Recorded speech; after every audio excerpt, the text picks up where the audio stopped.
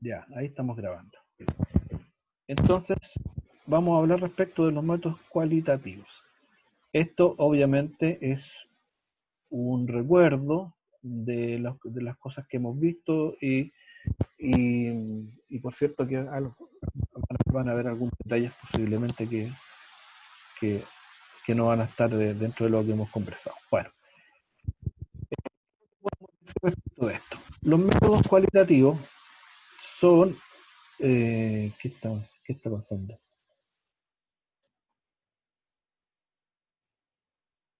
Va. Oye, ¿alguien está boicoteando mi clase hoy día?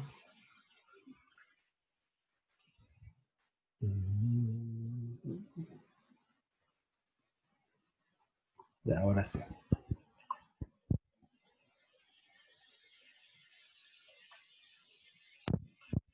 Ya. Bueno, dentro de los métodos de investigación, evidentemente, lo que conversamos, ¿no es cierto?, era que estaban los métodos quali y los métodos quanti. Estas dos son las metodologías clásicas de los procesos de investigación. Nosotros nos bajamos primero por acá, por los métodos cualitativos, y dijimos fundamentalmente que en términos de distinciones de uno y de otro, podemos destacar algunas cosas que son, como a mi juicio, como las más relevantes. Si nosotros tuviéramos que hacer algo así como una comparación entre los métodos cualitativos y los cuantitativos, pues tendríamos que señalar algunas cosas que tienen que ver, por ejemplo, con el alcance. El alcance en términos de hasta dónde llegan los métodos cualitativos y los métodos cuantitativos. En este punto, a lo que me quiero referir es que para los métodos cualitativos, el alcance es más bien bajo, y los métodos cuantitativos, el alcance es más bien alto. ¿En qué sentido? Que el método cuantitativo, ¿no es cierto?, lo que persigue es una explicación o una descripción, ¿no es cierto?, una explicación o descripción de todo el universo, de todo el universo de estudio. Es decir, si yo lo que estoy tratando de estudiar es un universo como este, ¿no es cierto?, el método cuantitativo, ¿qué es lo que hace? Toma un pedacito de ese universo y las consecuencias o las conclusiones que saca de ese estudio se pueden expandir al resto del universo de estudio. En cambio, el método cualitativo, en este mismo universo de estudio, si toma un pedacito de este universo para hacer su trabajo, las conclusiones que saca son solamente válidas para esta porción o este pedazo del universo de estudio. Y no es posible expandir extrapolar eh, esas conclusiones. O sea, el método cualitativo en ese sentido es como más particularista. En cambio, el método cuantitativo tiene esa posibilidad de expansión a través de la estadística. Eh, Dicho eso, también importa también lo siguiente. Desde el punto de vista de la profundidad, ¿no es cierto?, el método cuantitativo normalmente lo que llega es a hacer buenas descripciones. En el método cualitativo se pueden encontrar explicaciones. Desde esa perspectiva, entonces, el método cualitativo es más profundo que el método cuantitativo.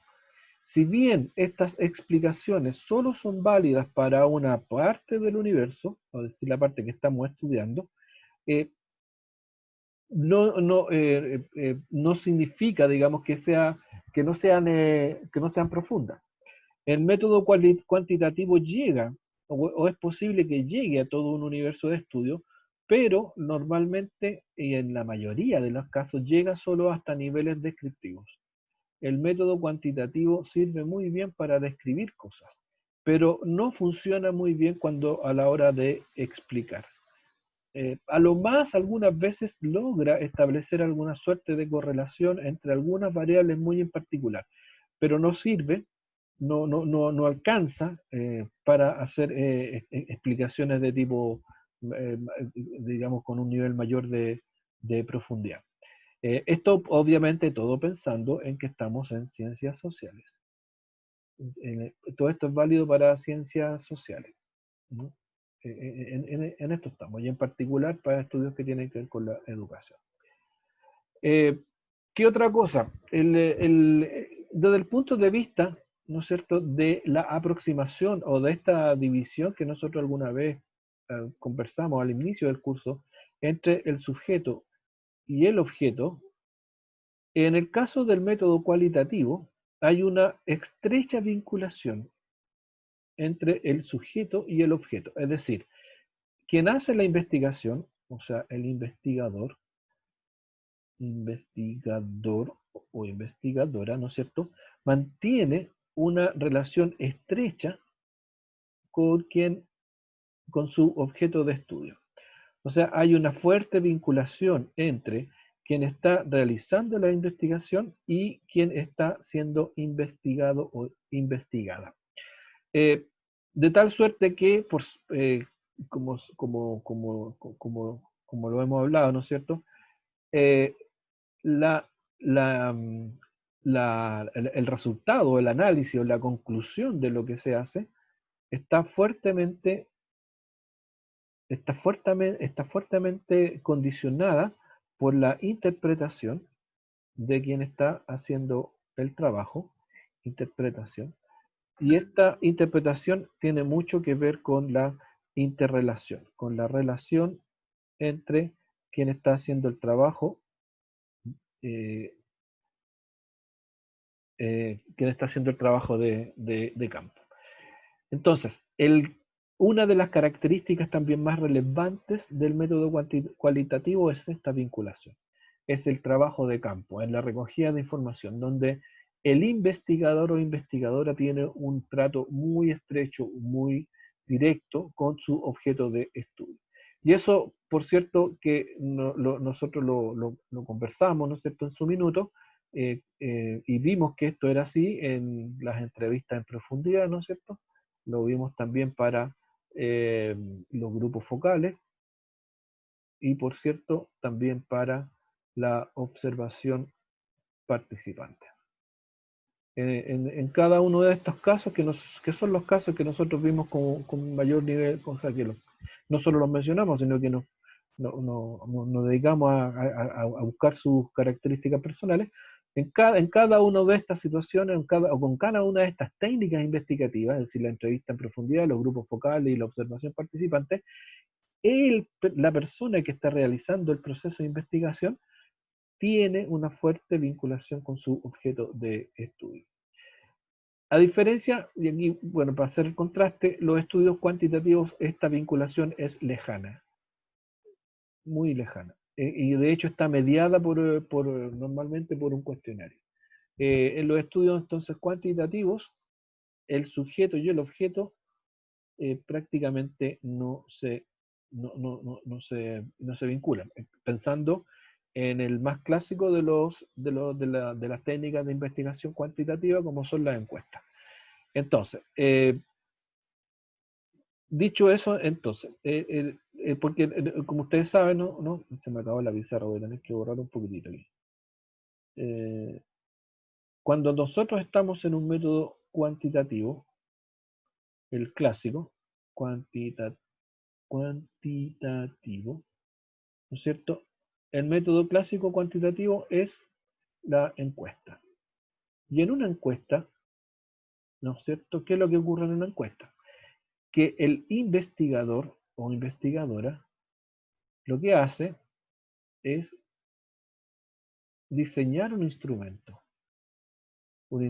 que es un cuestionario, ¿no es cierto?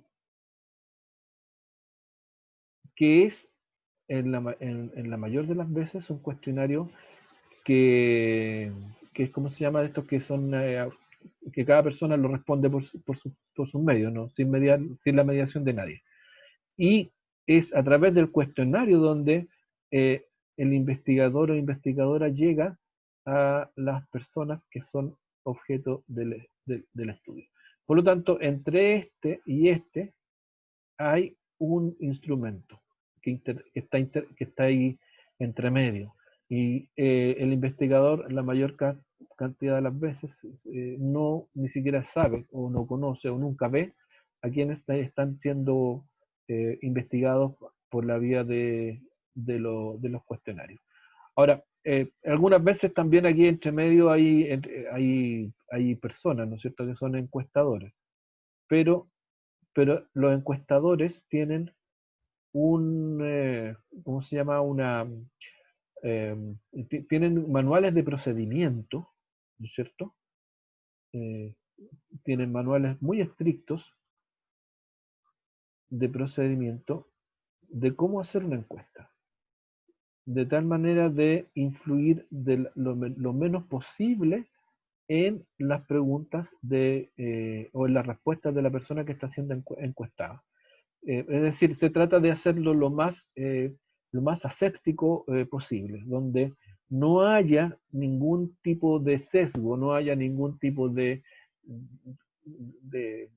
sugestión por parte de quien está administrando el cuestionario hacia quien está siendo entrevistado o entrevistada por este cuestionario. De hecho, muchas veces, cuando hay una lista yo no sé si alguno de ustedes le han hecho un cuestionario, alguien alguna vez lo ha ido a ver a sus casas para hacerle una encuesta. ¿Han llenado alguna vez una encuesta? Sí. ¿Sí? Sí. Y en esa encuesta, ¿de qué era? ¿Quién dijo que sí? A mí me hicieron una de unos champús. De champú. Sí. Ah, ya, te preguntaban qué champú usas, con cuánto tiempo te lavas el pelo y cosas Pasaban por el... por la casa. Ya. Lo del Sense. ¿El cuál? Lo del Sense, no sé cómo se dice. Ah, el censo. Ya, Ay, ya, perfecto. sí, que llegaban como a las casas. Sí, pues, estaban contigo y empezaban ahí había un encuestador. En ese caso, el encuestador lo que se trata era de facilitar para explicar lo mejor posible o para que las personas que no Claro. tuvieran dificultades. Ya. Lo que pasa es que muchas veces, por ejemplo, en la entrevista o en el cuestionario hay un listado de cosas, por ejemplo, mire, yo le voy a poner aquí un listado, supongamos, de colores. Vamos a poner colores. Entonces ponemos el azul, el rojo, el verde, no sé, el amarillo,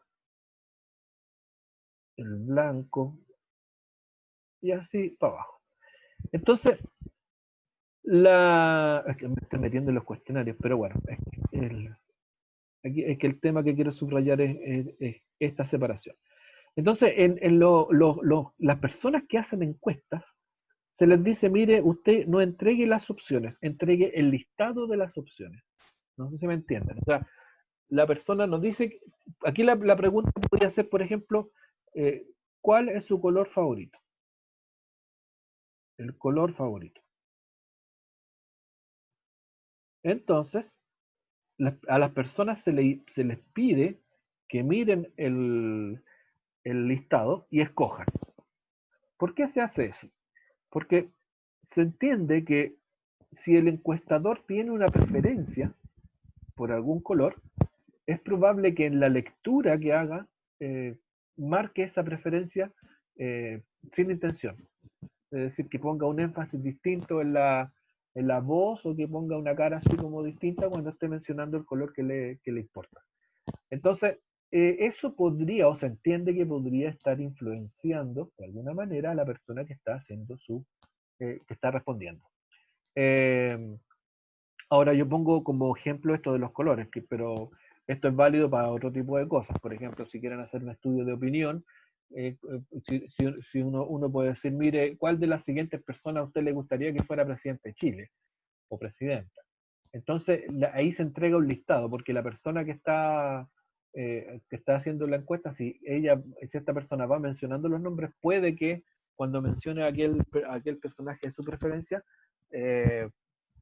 marque una distinción. Entonces, se trata mantener para estos personajes que son los encuestadores una cuestión que es la neutralidad. O sea, pasar lo más neutro posible, casi desapercibido. Entonces, ¿por qué traigo a colación esto? Porque estábamos hablando de que entre el método quali y el método quanti está la distinción entre el sujeto y el objeto. Que en el método quali esta distinción prácticamente no existe. En cambio, en el método quanti es una distinción que se trata de generar entre el sujeto y el objeto. Se trata de hacerla lo más poderosa posible. Y en los métodos quali esto es así por la interacción, ¿no es cierto? Interacción entre quien hace la investigación, o sea, entre el investigador y el investigado.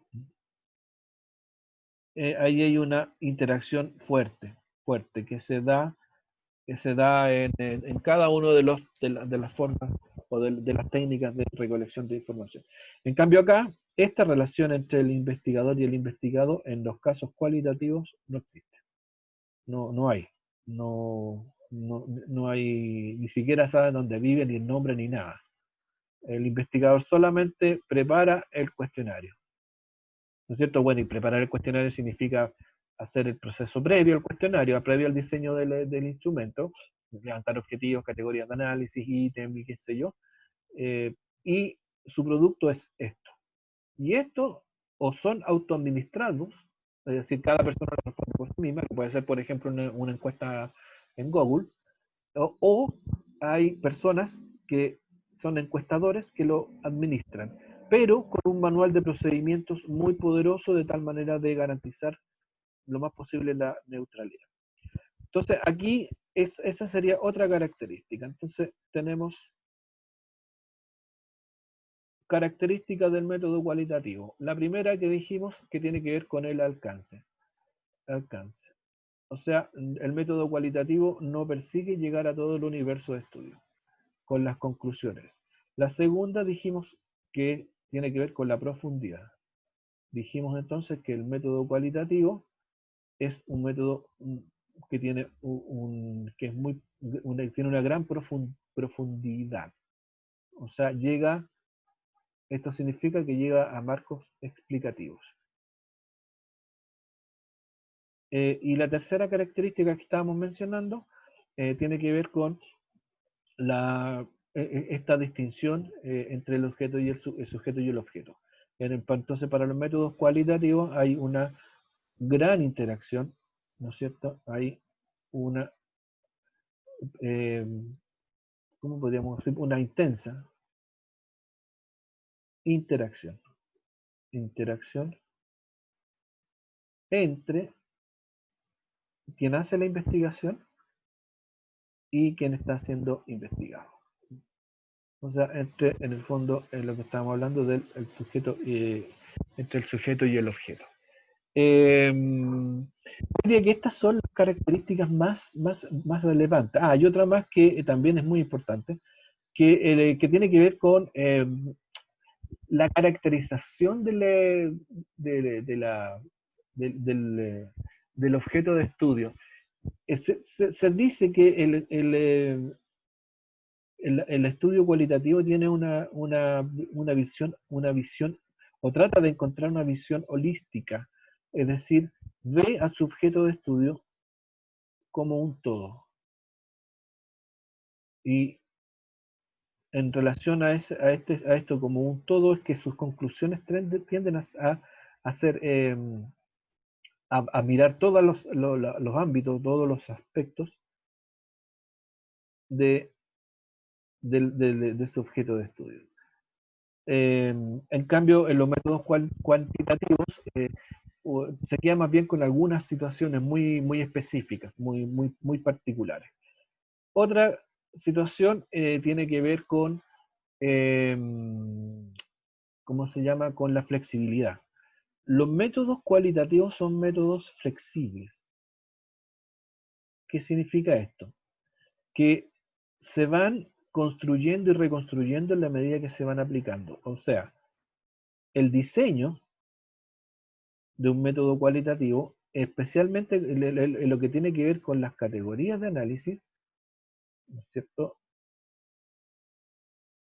Se van construyendo en la medida que se va desarrollando la investigación. Se van construyendo. Construyendo es con Y o con doble L.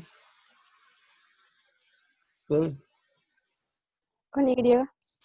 Con Y. Allá. Gracias. Construyendo en la medida que se avanza. O sea, uno parte con una cierta categoría de análisis, pero en el camino se pueden ir incorporando otras. En cambio, los métodos cuantitativos de esta perspectiva son métodos rígidos. Uno parte con ciertas categorías de análisis y no se cambian más. Yo diría que estas son las características más relevantes del punto de vista práctico, ¿no? De los métodos cualitativos.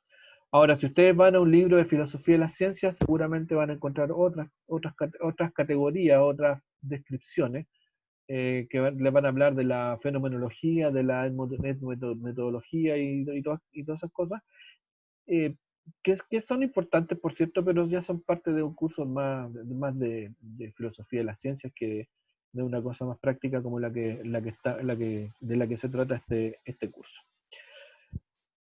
Luego, dicho esto, entonces, otra cosa, lo voy a poner aquí también, en los recursos, el costo. Normalmente los métodos cualitativos son más baratos, ¿no? Requieren de menos recursos que los métodos cuantitativos. Piensen ustedes que montar una encuesta puede ser algo bastante caro, especialmente porque ahí tiene que haber toda ¿cómo se llama? Un despliegue, tiene que haber toda una lógica de logística para poder hacer una buena encuesta. O sea, partiendo por que la encuesta hay que imprimirla. Imagínense un estudio que tenga, no sé, 200 encuestas. Hay que imprimirla, o levantar el sitio web. Pero después de eso viene la parte de la encuesta seria, en realidad, las que se hacen cara a cara. Hay que ir a buscar a las personas, y si es a través de métodos probabilísticos, hay que ir a buscar a las personas de tal manera que cada una de esas personas tenga una probabilidad conocida de poder ser electa como parte de la muestra, encontrarla, administrarle el cuestionario y después hacer todo el proceso de análisis que tiene entre medio, tiene que haber todo el proceso de digitalización de la encuesta, en fin, es un trabajo bastante largo. En cambio, una entrevista a profundidad, uno se sienta con la persona, graba y chao. Un focus también, una observación participante, uno el que va, y se instala ahí y ve lo que quiere ver y toma su apunte, qué sé yo. O sea, desde esa perspectiva, un método cualitativo es menos costoso que un método cuantitativo. Ahora bien, dicho eso, dijimos o vimos cuáles son las técnicas. Las técnicas del método cualitativo. Ahora, hay varias, pero nosotros nos dedicamos a conversar sobre 3 nomás, pero aquí vamos a mencionarlas todas, o más de 3. Está primero que los estudios documentales, ¿no es cierto? Que son aquellos que se preocupan, ¿no es cierto?, del estudio de fuentes escritas, fundamentalmente, de fuentes escritas, y que se usan principalmente en la historiografía.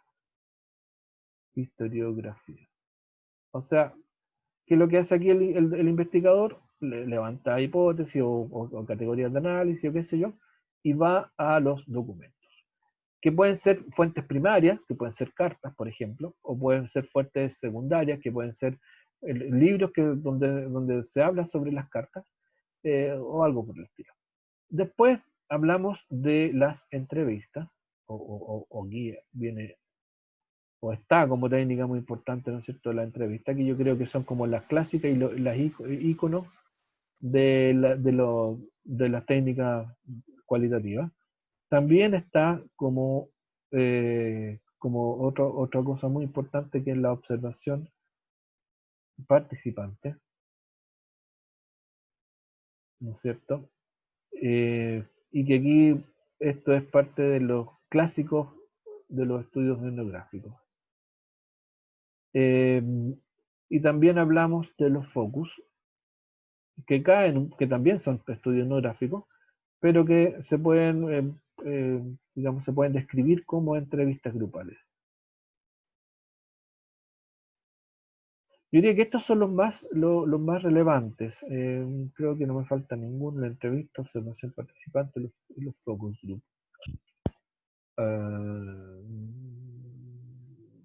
Claro, porque en los documentales están los estudios bibliográficos también, los estudios de biografías.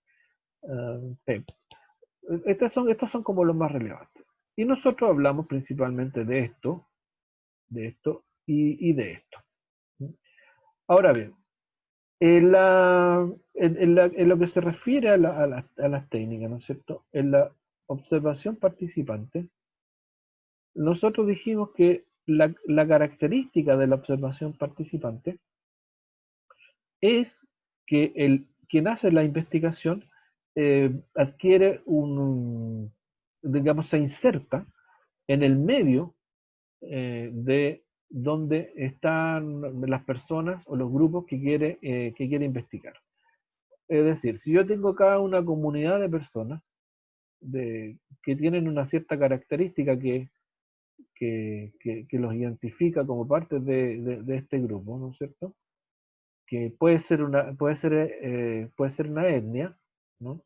O puede ser algún otro tipo de grupo menos sofisticados que la etnia, como son, por ejemplo, las tribus urbanas, o cosas, o lo que ocurre en los colegios, por ejemplo, porque en un colegio nosotros no podemos hablar de etnia, pero sí podemos hablar de grupos que tienen una rutina, una forma, un método, en fin, algo que lo identifica como grupo, que pueden ser los cursos. Bueno, entonces el investigador o investigadora lo que hace es sumergirse dentro del grupo. Eso es lo que hace.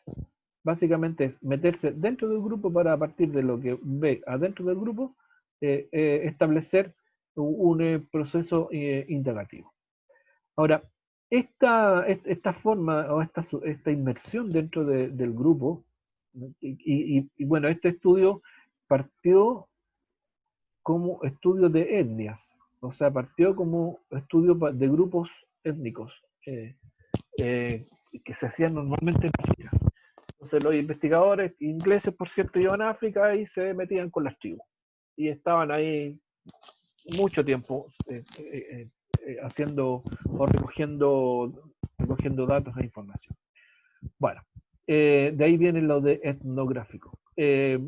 La cosa es que este personaje que está acá, ¿no es cierto? O sea, el investigador que hace en este tipo de estudios que se llaman observación participante, es que va y se mete dentro del grupo.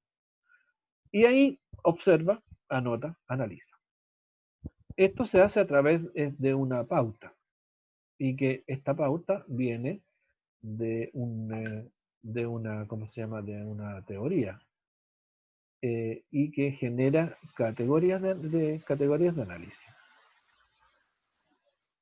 ¿No es cierto? Todo esto está vinculado. Y esta pauta es la que este investigador va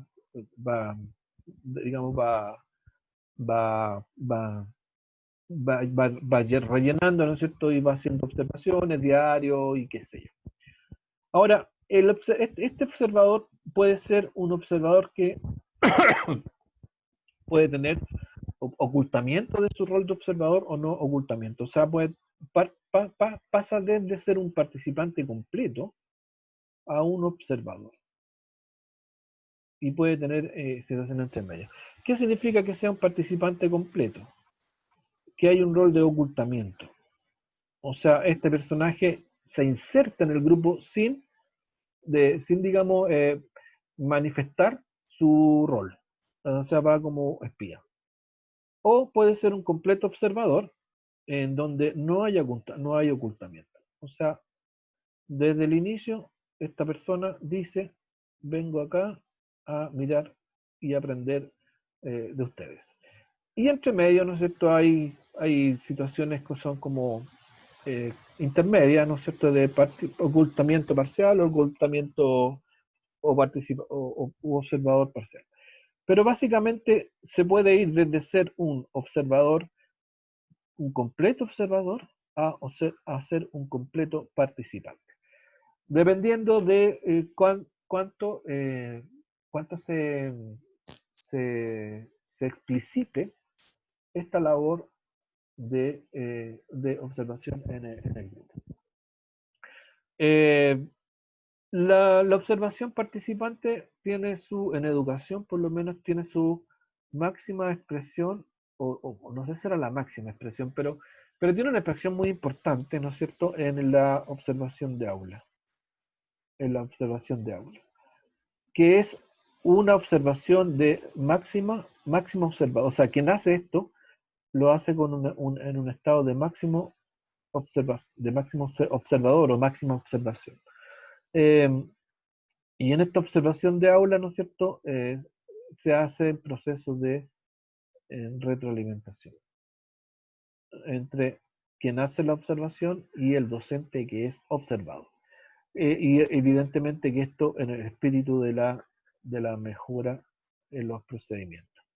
Y también con un ámbito, que hay que decirlo, digamos, con un ámbito que tiene que ver también con la evaluación.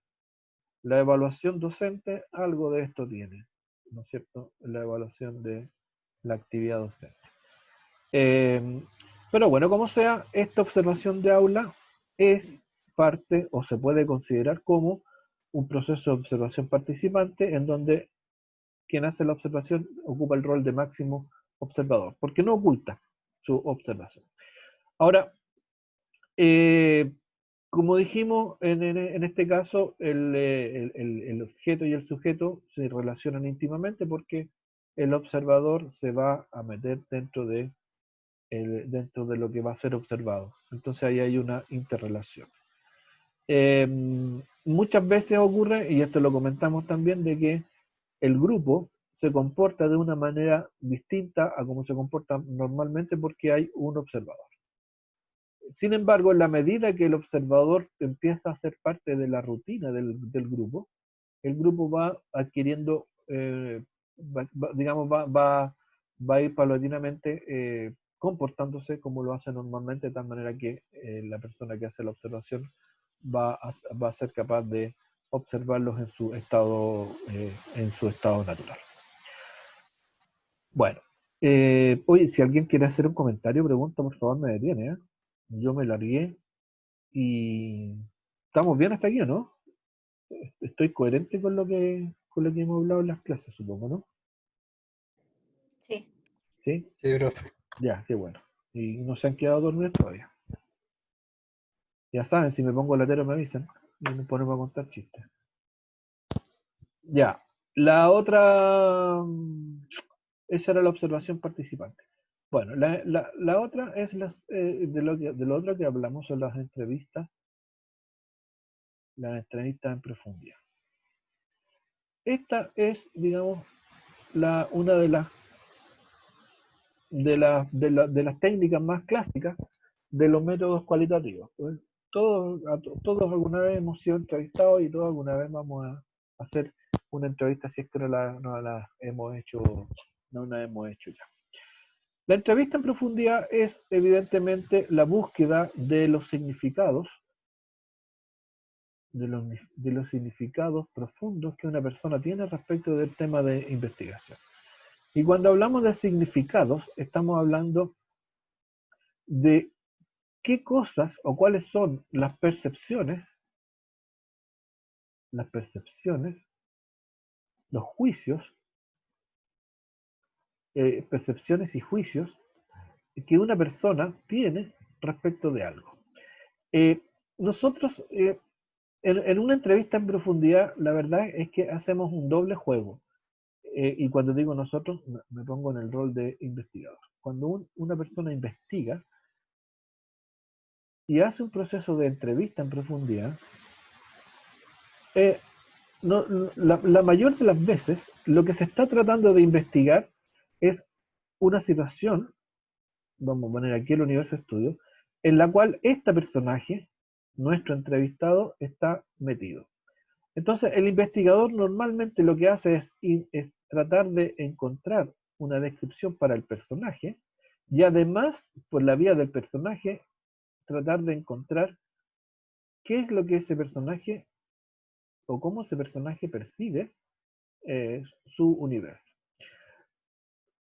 Por ejemplo, si lo que estamos haciendo es investigar a un colegio, nosotros investigamos el colegio a través de los ojos del personaje. Porque si nosotros investigáramos exclusivamente el personaje, estaríamos en un tipo de entrevista de biografía, que también son entrevistas de profundidad, por cierto. Y ahí hablamos exclusivamente del personaje. Pero en la mayor de las veces, y en particular en nuestra disciplina, en educación, ¿no es cierto? Nosotros buscamos personas para hacer entrevistas y el mayor interés normalmente es por una parte la persona, evidentemente, por algo la seleccionamos. Nuestro interés es la persona, pero nuestro mayor interés es el fenómeno que andamos investigando. Fenómeno. Por ejemplo, si una pregunta de investigación es ¿por qué los niños no aprenden matemáticas? Aprendizaje en matemáticas. Aprendizaje en matemáticas. A nosotros lo que nos interesa y nuestro objeto de estudio es el aprendizaje en la matemática, o sea, principalmente los niños. Pero resulta que hay un profesor o profesora. Vamos a hacer que sea profesora para que no todos sean hombres. Tenemos nuestra profesora de matemáticas. Entonces, nosotros como investigador vamos a conversar con la profesora de matemáticas y le vamos a hacer una entrevista. Pero a nosotros no nos interesa la profesora de matemáticas. O sea, no interesa, pero en tanto informante o en tanto encontrar una percepción de esta persona respecto del proceso de aprendizaje de los niños en matemáticas. Entonces, por eso yo me refería a que en una entrevista hay como un doble juego, porque, como dijimos en su momento, las cosas que se dicen son importantes. Lo que se dice es importante, pero más importante muchas veces es quién lo dice. Entonces, nosotros tratamos de hacer una suerte de caracterización del personaje y a partir de esa caracterización nosotros analizamos lo que se está diciendo. ¿Sí? Es desde la óptica de una persona en particular, de una profesora, ¿no es cierto? En este caso, desde esa óptica o de la óptica de ella, nosotros vamos a obtener información respecto de lo que nos interesa, que es el aprendizaje de las matemáticas. ¿Sí? Luego entonces, aquí está este doble juego. Y cuando nosotros entrevistamos a esta persona, ¿no es cierto? Lo que nos interesa de esa persona son percepciones y juicios. O sea, lo que ella siente y lo que ella cree respecto de algo en particular que es nuestro problema, siguiendo con el ejemplo, ¿no es cierto? Que es el aprendizaje de las matemáticas. O sea, por ejemplo, la persona puede decir, o puede, en su discurso el discurso de esta profesora puede estar fuertemente marcado, por ejemplo, con situaciones como los medios. La profesora puede decir, mire, yo creo que lo más importante en los aprendizajes está determinado porque no cuento con los medios para poder hacerlo. Puede ser los medios materiales o los apoyos de la institución o cualquier cosa que uno pueda, digamos, ocupar o destacar como un medio para hacer la tarea. Puede ser, ¿no es cierto? Puede tener una percepción, un juicio sobre los padres. La profesora puede decir, mire, yo, ¿qué más puedo hacer? Si yo hago todo lo posible, pero si no tengo apoyo en la casa, en realidad no puedo hacer mucho. Puede hablar después del colegio, la profesora puede decir, mire, yo hago lo que puedo, pero la institución no me acompaña en nada. O puede hablar de los alumnos, que puede decir, mire, con estos alumnos no se puede hacer nada porque son, no sé, son desordenados, son flojos, no les interesa la matemática o cualquier cosa. O puede hablar de la disciplina, la misma disciplina, puede decir, mire, ¿sabe lo que pasa? Es que yo, no es problema que yo sea mala profesora, lo que pasa es que la matemática es muy difícil y no cualquiera la puede aprender y bla, bla, bla. Entonces, aquí tenemos percepciones que tienen que ver con los juicios, o podemos encontrar, por ejemplo, podemos encontrar en la entrevista con nuestra profesora que una situación que en ella está generando algo es la motivación. Una puede decir, mire, yo le hago empeño, pero ya estoy casi entregada que con estos niños no se puede. Puede ser, qué sé yo, no sé, por la rabia. Ella puede pensar, mire, yo tengo tan poco apoyo y me tratan tan mal en esta institución y qué sé yo, que no lo puedo hacer mejor porque estoy todo el día enojado. Qué sé yo. O pueden ser otras situaciones favorables, por ejemplo, esta persona puede hablar desde el orgullo, que una persona puede decir, mire, yo estoy muy orgullosa de mis niños porque a pesar de todas sus deficiencias, o sus falencias más bien, ellos están aprendiendo mucho y se esfuerzan y bla, bla, bla. Entonces aquí caímos en las percepciones. Entonces, a través de las percepciones y a través de los juicios de una persona en particular, de un actor, nosotros podemos encontrarnos con respuestas a las preguntas de investigación y que se refieren a un fenómeno en particular. Un fenómeno que puede ser una institución, que puede ser una situación, que puede ser cualquier cosa.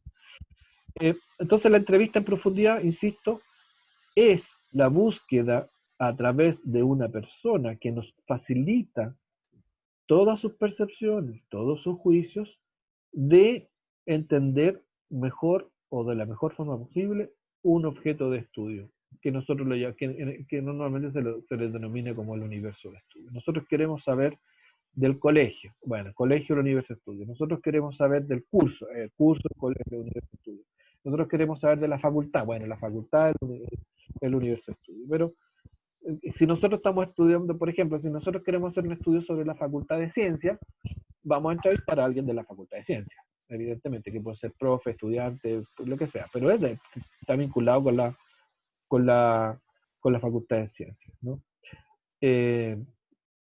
Bueno, esto más o menos es la entrevista en profundidad.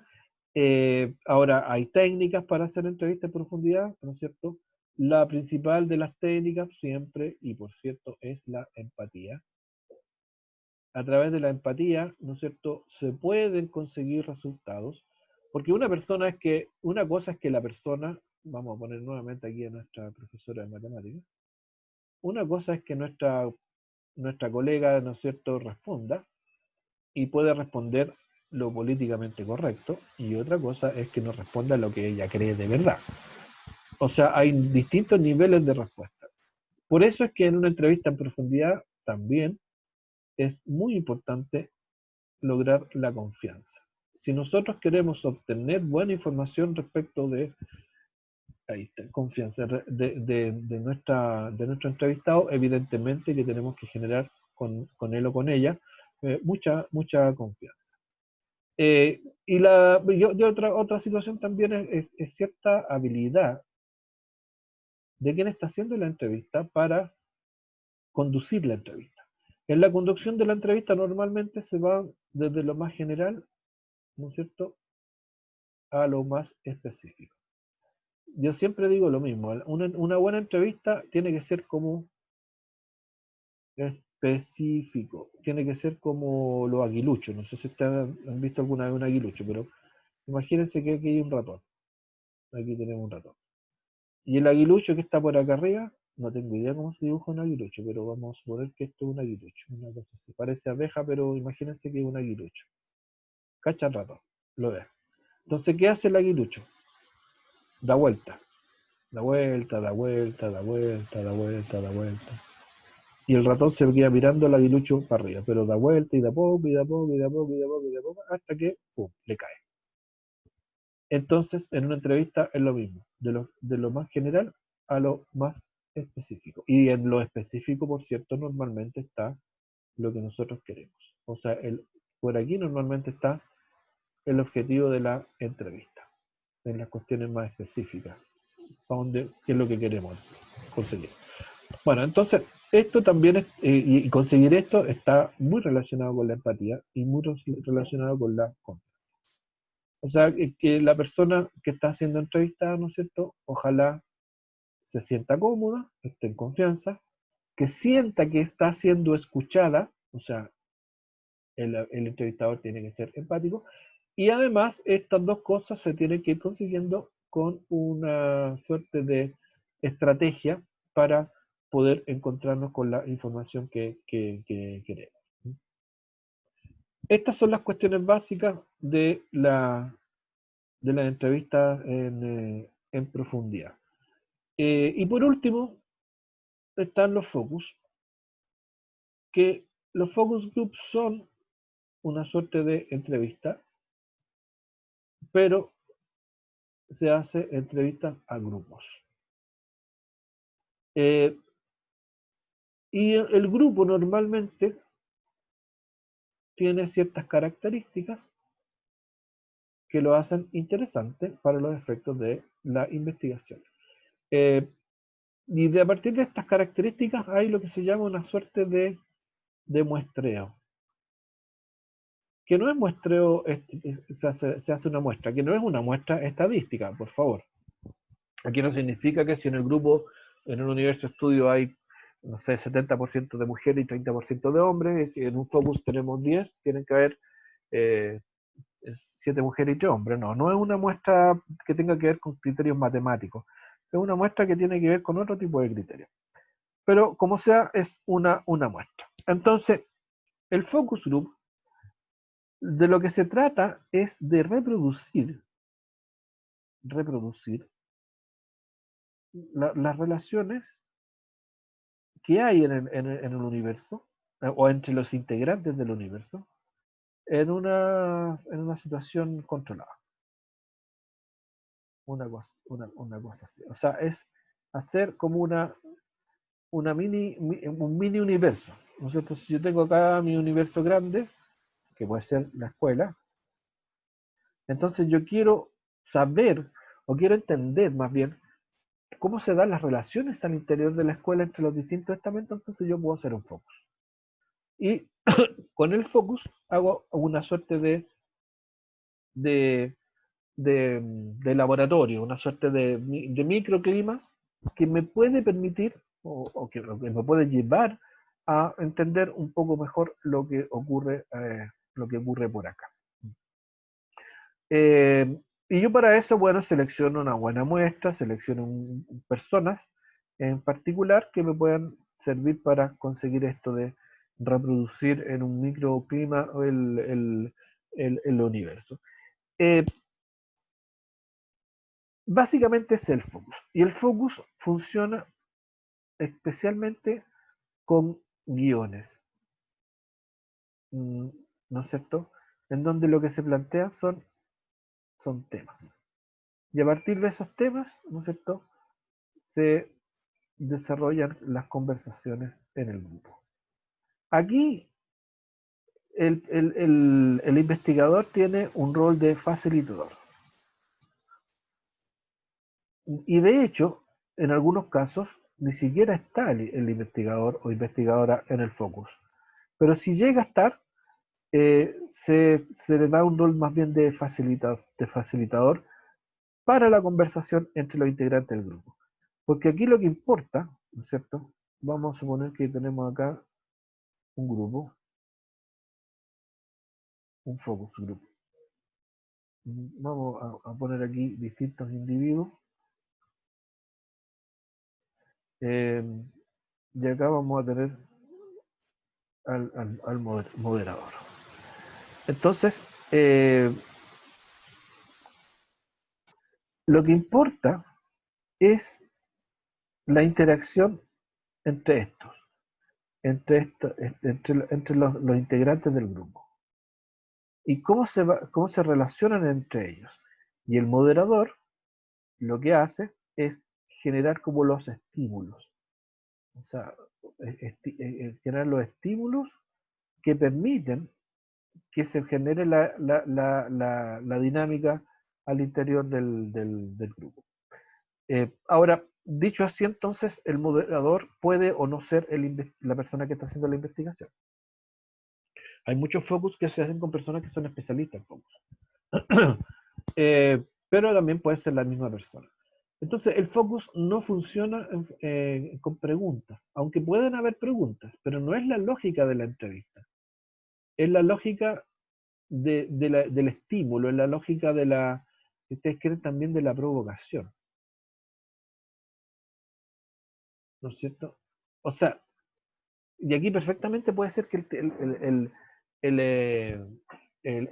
quien está haciendo de moderador tiene un tema, ¿no es cierto?, que genere controversia, y que se sepa que genera controversia, y que aquí quede la pelota, y que hayan diferencias, y que hayan discusiones, alegatos, y todo tipo de cosas. Pero eso puede ser un objetivo buscado y perseguido por el proceso indagativo en el grupo. Y la idea es capturar, ¿no es cierto?, los niveles de conflictividad o no que pueden existir entre los distintos integrantes del grupo del focus, si es que eso es lo que se está persiguiendo. Pero básicamente ese es el esquema. Ahora, acá, al igual que la entrevista de profundidad, también hay cuestiones que son importantes, como son, por ejemplo, la confianza. La confianza es muy relevante para que todas las personas que están formando parte del grupo se sientan en confianza para poder conversar, digamos, para poder exponer su punto de vista. Aquí es importante también lo equitativo, en el sentido de que todas las personas tienen que hablar. Y aquí el moderador ocupa un rol importante porque en todos los grupos hay quienes les gusta hablar mucho y algunos que les cuesta hablar, entonces el moderador tiene que tratar de que todas las personas se puedan expresar de la mejor forma posible. ¿Qué más? Bueno, normalmente los focus tienen un nivel de producción, ¿en qué sentido? En que hay como algo así como, no sé, no sé llamarlo cóctel, pero hay como un ágape. O sea, normalmente los focus group llevan galletitas, cafecito, qué sé yo, y cosas por el estilo. Y por eso hay producción. Ahora bien, tanto para las entrevistas, y esto es común, las entrevistas grupales y las entrevistas individuales, en ambas técnicas es muy importante el registro. Y el registro puede ser un registro en audio, un registro en video, o un registro, ¿cómo vamos a poner? Escrito.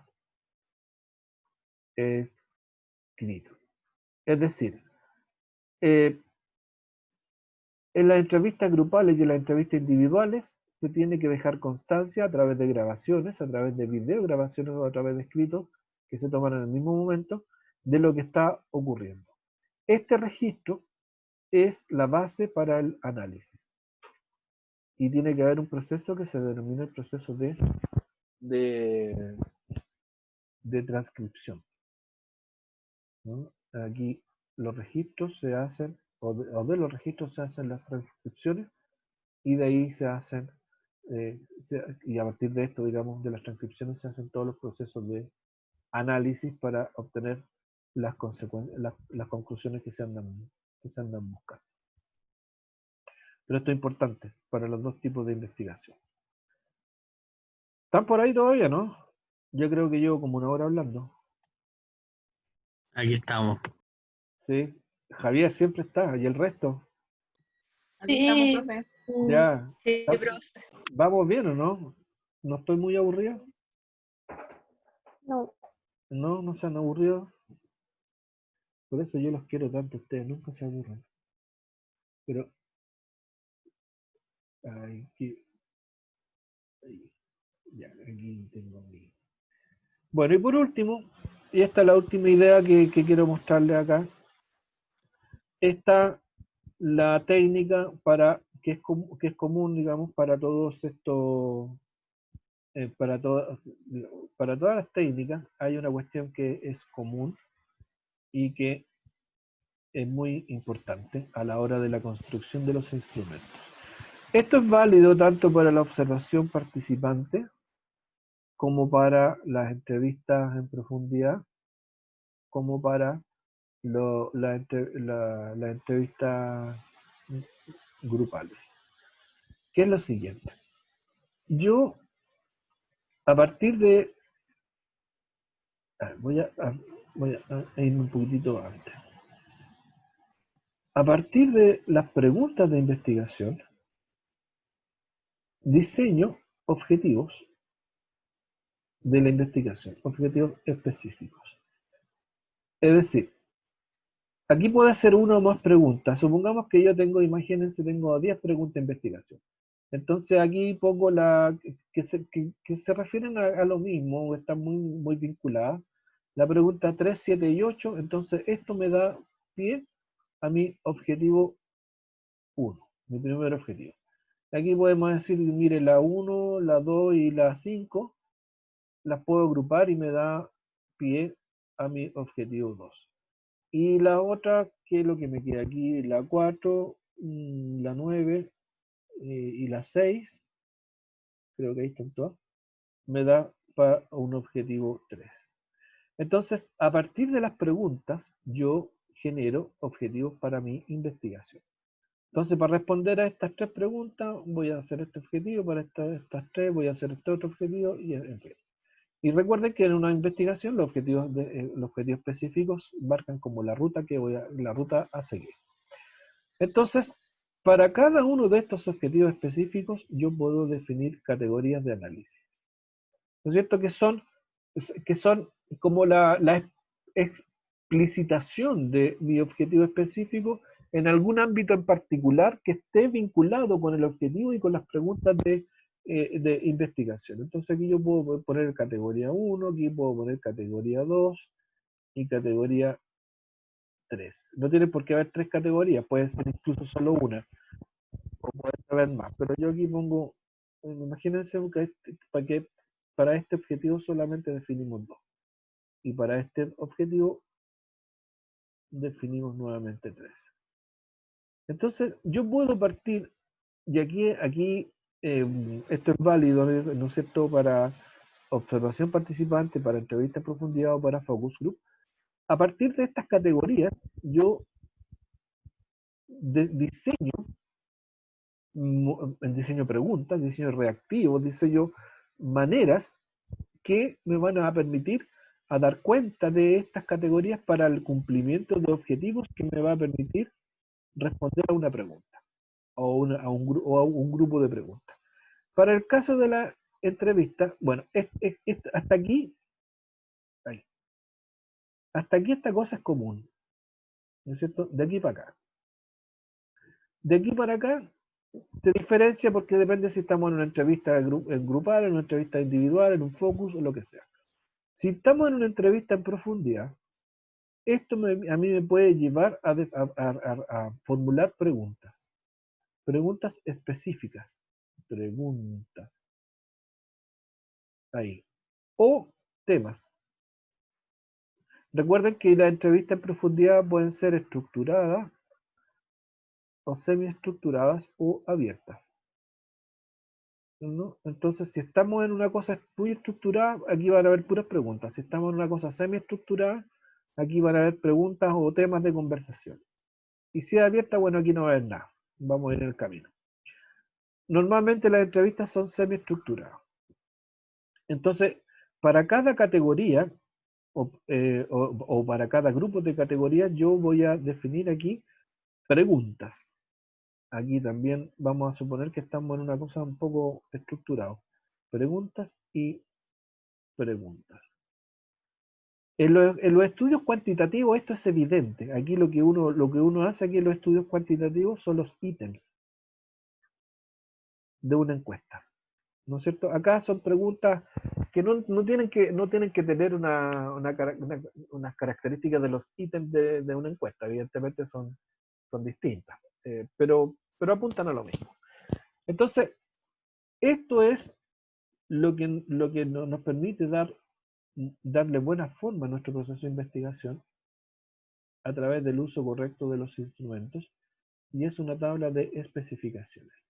Esto es una forma de planear el proceso de tal manera que aquí, en esta parte de acá, esto es lo que se denomina el trabajo de campo, ¿no es cierto? Nosotros, ¿cómo se llama? Hagamos un proceso ordenado, ordenado en el sentido de que no nos vayamos por la rama. En el fondo es eso. Aquí nos permite que el trabajo de campo sea lo más estructurado posible y que además esté hecho de tal manera que sirva para cumplir con esto, que son los objetivos de la investigación y que nacen, ¿no es cierto?, de las preguntas de las preguntas en la formulación del problema. Entonces, para el trabajo de campo, esta tabla de especificaciones es muy relevante. Bueno, ahora, esto así en teoría parece como sencillo, en realidad, no es que no sea, o sea, tampoco es difícil, pero para poder capturarlo bien hay que hacerlo. Y el trabajo que estamos conversando se trata de pasar por esto, de hacerlo, de vivenciarlo como para que lo puedan aquilatar bien. Creo que eso es lo más relevante. Me parece que es lo más relevante de todo esto, de todos los temas que hemos visto en relación a los temas cualitativos. ¿Tiene alguna duda respecto de esto? ¿Alguien que quiera decir algo?